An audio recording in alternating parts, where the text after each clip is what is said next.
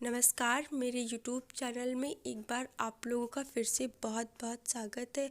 और आज फिर मैं आप लोगों के सामने जो मेरी कहानी चल रही थी मेरे पापा, उस कहानी के मैं एक नए भाग के साथ आ गई हूँ और यह कहानी का आखिरी भाग है।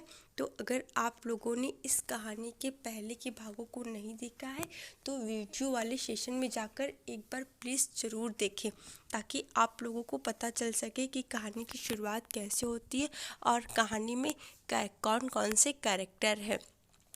और अगर आप लोग मेरे चैनल पर नए हैं तो चैनल को प्लीज़ सब्सक्राइब, वीडियो को लाइक ज़रूर कर दीजिएगा और कमेंट सेक्शन में ज़रूर बताना कि आप लोगों को ये कहानी कैसी लगी। तो हम लोग कहानी की शुरुआत करते हैं। काव्या का बदला हुआ व्यवहार देखकर उसके पापा को समझ नहीं आ रहा था कि अचानक से काव्या को क्या हो गया है। और वह जब भी कुछ पूछते काव्या से तो काव्या उनके साथ रूडली बिहेवियर करके बिना कोई जवाब दिए हुए चली जाती थी।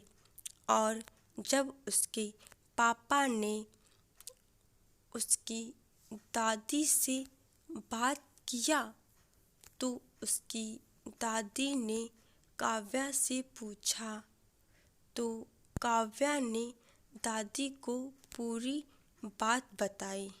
पर काव्या अपने पापा की बात पर यकीन नहीं कर रही थी और उसके पापा जब भी कुछ कहते थे।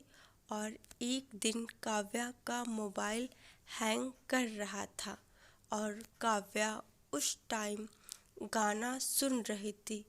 तब पता नहीं अचानक उसके मोबाइल में कैसे रिकॉर्डिंग लग जाती है और वह सारी बातें सुन लेती है जो रिया ने उसके पापा से कही होती है। और जब उसने रिया की बातें सुनी तो उसके पैरों के तले से ज़मीन खिसक जाती है और वह अपने पापा को गलत समझ रही थी। लेकिन उसके पापा बिल्कुल सही थे और रिया गलत थी।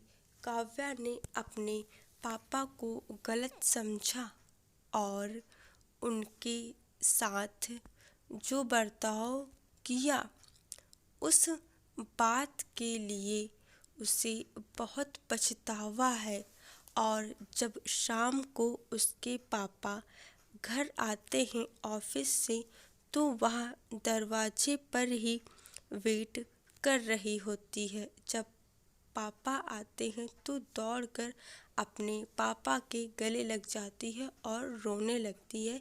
तब उसके पापा घबरा जाते हैं कि आखिर क्या बात है और फिर वह अपने पापा से माफ़ी मांगती है कि उसने उनके बारे में जो सोचा था वह गलत था। रिया की बातों में आकर के ना जाने पता नहीं क्या क्या मैंने सोच लिया था और आपके साथ गलत बर्ताव भी किया था।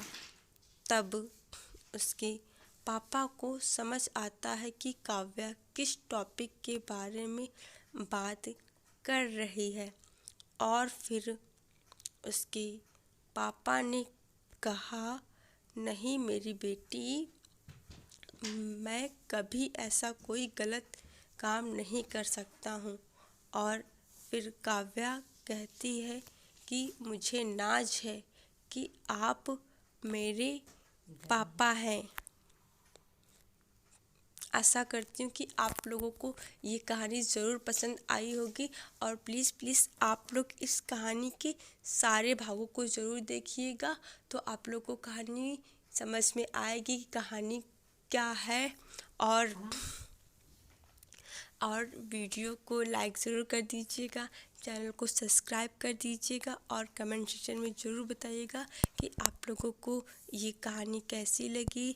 और हम लोग बहुत जल्द मिलेंगे इसी चैनल पर और एक नई कहानी के साथ। तब तक के लिए bye bye, take care, thank you so much, धन्यवाद।